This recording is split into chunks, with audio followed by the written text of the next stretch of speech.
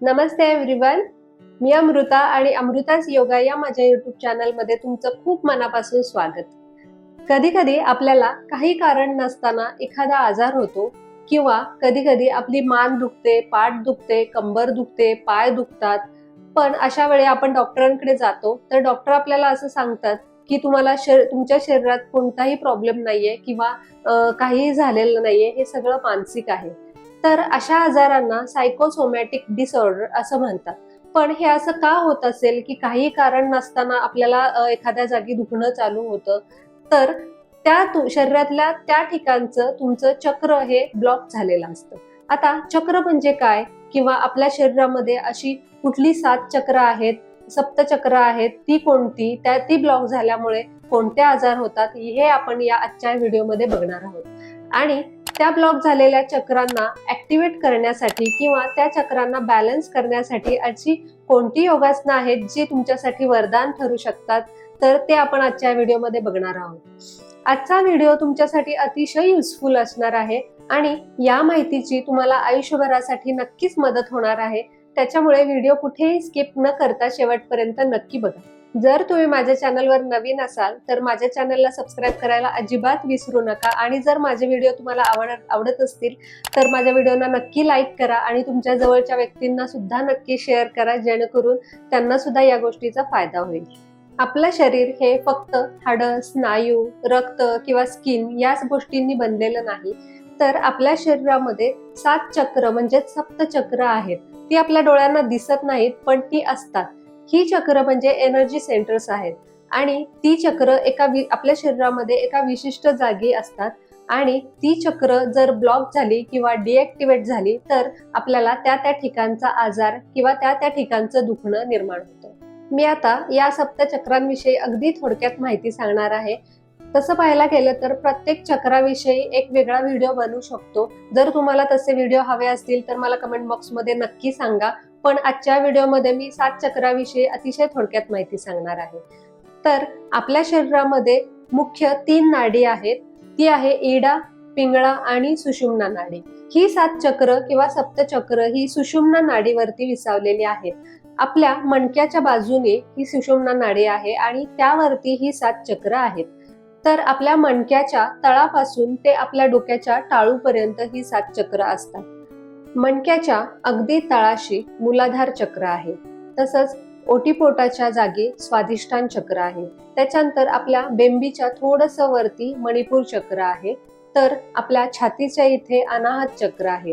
तर आपल्या गळ्याच्या इथे विशुद्धी चक्र आहे आणि आपल्या आयब्रोच्या मध्यभागी आज्ञा चक्र आहे. तसंच आपल्या डोक्याच्या वरती टाळूच्या इथे सहस्त्रार चक्र आहे. ही 7 चक्र अशा पद्धतीने आपल्या शरीरामध्ये विसावलेली आहेत. प्रत्येक चक्राचा एक बीजमंत्र आहे.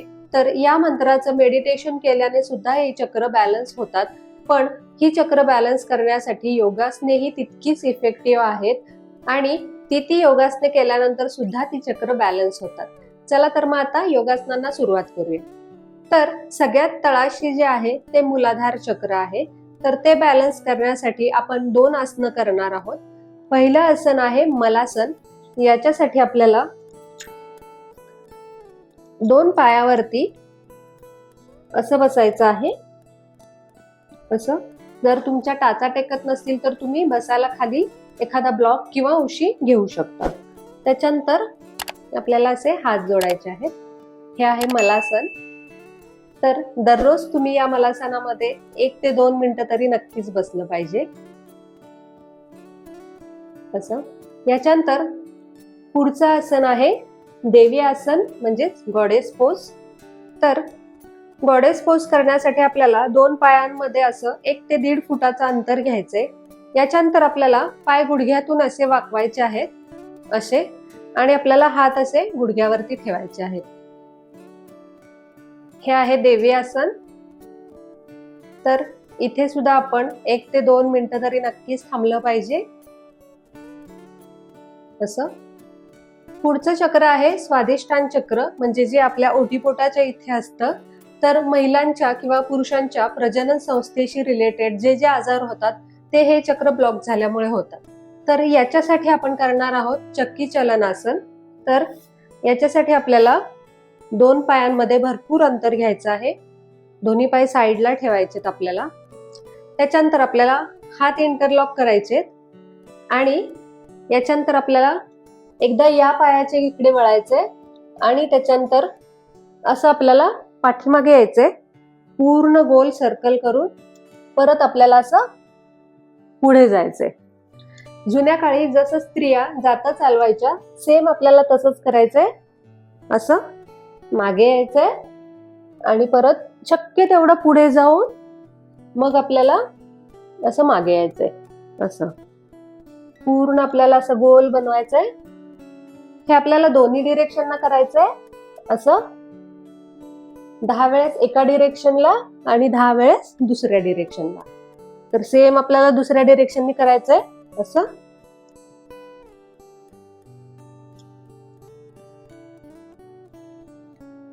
असं. पुढचं चक्र आहे मणिपूर चक्र. हे आपल्या बेंबीच्या थोडंसं वरच्या साईडला असतं आणि पचन संस्थेशी रिलेटेड जे जे आजार आहेत, जसं की गॅसेस, कॉन्स्टिपेशन, बद्धकोष्ठता, अजून ऍसिडिटी, हे सगळे आजार हे चक्र ब्लॉक झाल्यामुळे होतात. तर याच्यासाठी आपण 2 आसन बघणार आहोत. तर पहिलं आसन आहे अंजनी आसन. तर याच्यासाठी आपल्याला एक पाय असा पुढे घ्यायचा आहे, एक पाय पुढे घ्यायचा आहे, एक पाय मागे घ्यायचा आहे आणि त्याच्यानंतर आपल्याला असे हात वर करायचे आणि आपल्याला शक्य तेवढं मागे वाकायचंय, मागे बघायचा प्रयत्न करायचा आहे. इथे तुम्हाला जेवढं शक्य आहे तेवढं थांबायचंय. शक्यतो 20-30 सेकंद थांबू शकता आणि त्याच्यानंतर परत खाली यायचंय. याच्यानंतर पुढचं आसन आहे बोट पोज म्हणजेच नौकासन. तर याच्यासाठी आपल्याला असं ताठ बसायचंय आणि थोडंसं मागे झुकायचंय आणि आपल्याला पाय असे वरती करायचे आणि पाय आपल्याला स्ट्रेट करायचे आणि हात ताठ करायचे असे. हे आहे नौकासन. तर इथे तुम्हाला दोन्ही पाय आणि दोन्ही हात उचलणं जमणार नसेल तर तुम्ही हात जमिनीला टेकलेत तरी चालेल आणि फक्त पाय असे वरती उचलायचे. असे खोल श्वास घेऊन पाय वरती उचलायचे. त्याच्यानंतर परत श्वास सोडत सोडत पाय खाली करायचे. इथे तुम्ही पूर्ण बोट पोज तुम्हाला जमत नसेल तर तुम्ही पाय गुडघ्यातून फोल्ड केलेत तरी चालेल आणि हात असे केले तरी सुद्धा चालणार आहे. पण इथे तुम्ही जेवढं जास्त थांबाल तेवढं तुमच्या पोटाला स्ट्रेंथ मिळेल, ताकद मिळेल. असं आणि परत पाय हात खाली. याच्यानंतर पुढचं चक्र आहे अनाहत चक्र. तर आपल्याला आपलं हार्ट किंवा हार्टची हेल्थ चांगली ठेवायची असेल तर हे चक्र बॅलन्स होणं अतिशय गरजेचं आहे. तसंच आपल्या इमोशन्स सुद्धा ह्या चक्राशी निगडीत असतात. त्याच्यामुळे हे चक्र बॅलन्स असणं अतिशय गरजेचं आहे. तर यासाठी आपण करणार आहोत उष्ट्रासन. तर त्याच्यासाठी आपल्याला असं 2 पायावरती बसायचंय आणि याच्यानंतर आपल्याला असं गुडघ्यावरती यायचंय आणि मग दोन्ही हात मागे टेकत आपल्याला असं असं मागे बघायचंय.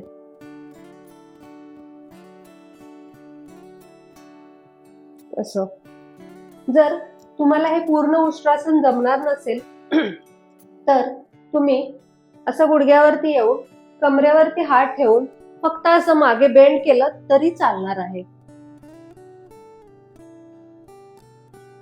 असं. त्याच्यानंतर श्वास सोडत सोडत परत खाली यायचंय. हे आसन तुम्ही रोज 1 ते 2 मिनिटं केलं तरी तुमची हार्टची हेल्थ अतिशय चांगली राहील. तर पुढचं चक्र आहे विशुद्धी चक्र. हे आपल्या गळ्याच्या इथे असतं आणि माणसाची बोलण्याची कला तसंच थायरॉइड ग्लँड या चक्राशी निगडीत असतात आणि ह्या थायरॉइड ग्लँड हार्मोन्स प्रोड्यूस करतात आणि थायरॉइडचा जो आजार असतो तो सुद्धा ह्या थायरॉइड ग्लँडशी रिलेटेड असतो. त्याच्यामुळे हे विशुद्धी चक्र बॅलन्स असणं अतिशय गरजेचं आहे. तर याच्यासाठी आपण करणार आहोत मत्स्यासन. तर याच्यासाठी आपल्याला पाठीवरती झोपायचंय असं. त्याच्यानंतर आपल्याला 2 कोपरे टेकवायचे आणि आपल्याला कमरेतून वर उठायचंय आणि आपल्याला डोकं खाली करायचंय. आपल्याला शक्य तेवढं डोकं खाली करायचंय. असं जमिनीवर टेकवायचंय. असं आपल्या गळ्याला ताण पडला पाहिजे. इथे आपण 20 ते 30 सेकंद थांबू शकतो. त्याच्यानंतर परत पाठीवर झोपायचं. याच्यानंतर पुढचं चक्र आहे आज्ञा चक्र, जे आपल्या आयब्रोच्या मध्ये असतं. तर सेल्फ रिअलायझेशन किंवा इमॅजिनेशन पॉवर यासाठी हे चक्र बॅलन्स असणं अतिशय गरजेचं असतं. तर हे चक्र बॅलन्स करण्यासाठी आपण करणार आहोत बालासन. तर याच्यासाठी आपल्याला दोन्ही पायावरती असं बसायचंय आणि त्याच्यानंतर हात पुढे घ्यायचे आणि आपल्याला आपलं डोकं कपाळ हे जमिनीवर टेकवायचंय. असं हे आसन केल्यानंतर आपल्याला खूप रिलॅक्स सुद्धा वाटतं. रोज सकाळ संध्याकाळ सुद्धा आपण शरीराला रिलॅक्स करण्यासाठी हे आसन करू शकतो. श्वास नॉर्मल ठेवायचा आहे. त्याच्यानंतर परत नॉर्मल. याच्यानंतर पुढचं चक्र आहे सहस्त्रार चक्र. ते आपल्या टाळूच्या इथे असतं. तर हे चक्र बॅलन्स असेल तर तुम्हाला ताण तणाव कसलीही भीती राहत नाही. तसंच माणसाच्या आध्यात्मिक प्रगतीसाठी सुद्धा हे चक्र बॅलन्स असणं अतिशय गरजेचं आहे. तर याच्यासाठी आपण करणार आहोत शशांक आसन. तर याच्यासाठी आपल्याला असं 2 पायावरती बसायचंय. त्याच्यानंतर आपल्याला डोकं खाली टेकवायचंय असं, आणि आपला टाळू टेकेल असं आपण वरती असं उठायचंय आणि आपला टाळू टेकला पाहिजे. आणि इथे आपल्याला 1 ते 2 मिनिटं तरी थांबायचंय. असं तुम्ही तुमच्या पायालाही पकडू शकता बॅलन्स साठी. असं याच्याने आपल्या डोक्याला सुद्धा चांगला रक्ताचा पुरवठा होतो. श्वास नॉर्मल ठेवायचा आहे. त्याच्यानंतर परत 2 पायावर बसायचे असं या पद्धतीने. तर ही होती 7 चक्राविषयीची माहिती आणि त्यांना बॅलन्स करण्यासाठीची काही योगासने. तर आजची योगासने आणि आजचा व्हिडिओ तुम्हाला कसा वाटला हे कमेंट बॉक्स मध्ये नक्की सांगा. अजून जर वेगवेगळ्या विषयांवरती व्हिडिओ तुम्हाला हवे असतील तर मला कमेंट बॉक्स मध्ये नक्की लिहा. आणि आजचा व्हिडिओ आवडला असेल तर नक्की लाईक करा आणि माझ्या चॅनलला सबस्क्राईब करायला अजिबात विसरू नका. थँक्यू.